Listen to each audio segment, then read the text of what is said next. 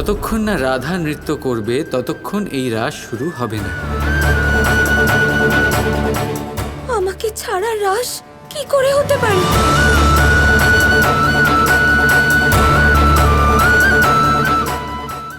আর আজ এই বাঁশির সুর আমাকে কেন টেনে আনলো না?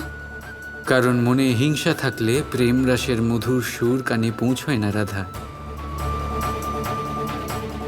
তুমি চাও যে এই বাঁশি আমি শুধুমাত্র তোমার জন্যই বাজাবো, কিন্তু রাসের এই মধুর সুর সমস্ত প্রেমিকের জন্যই বাজে।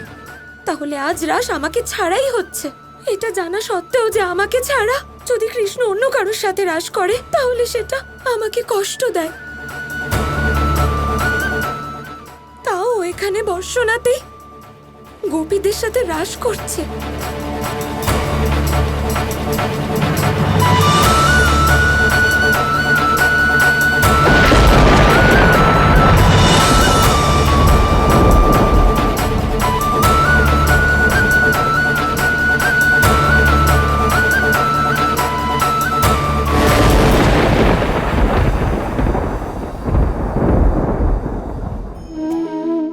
মানুষ বড়ই বিচিত্র প্রাণী। এই মানুষ যখন তার হাত খালি থাকে তখন তার চোখ স্বপ্নে ভরা থাকে।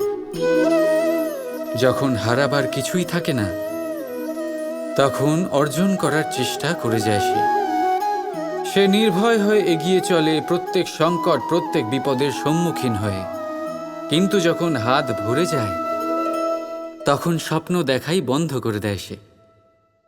যা পেয়েছে তা যাতে হারিয়ে না ফেলে সেই ভয়, সংকট ও বিপদের সম্মুখীন হওয়া বন্ধ করে দেয়। সেই পথটাই ভুলে যায় যাতে চলে সে সাফল্য অর্জন করেছে। এটা অনুচিত। জীবনে যে কোনো পরিস্থিতি আসুক, যে কোনো অবস্থায় থাকুন, আহ্বানগুলোকে স্বীকার করুন। কারণ যদি আপনি সেই আহ্বান স্বীকার করেন তবেই আপনি এই সংসারকে কিছু দেওয়ার উপযোগী হয়ে উঠবেন। যদি সফল হন তাহলে এই সংসারকে নেতৃত্ব দিতে পারবেন, আর যদি অসফল হন তাহলে শিক্ষা পাবেন যে কি করা উচিত নয়। তাই জীবনে আহ্বান স্বীকার করুন, দুশ্চিন্তা নয়। রাধা রাধা।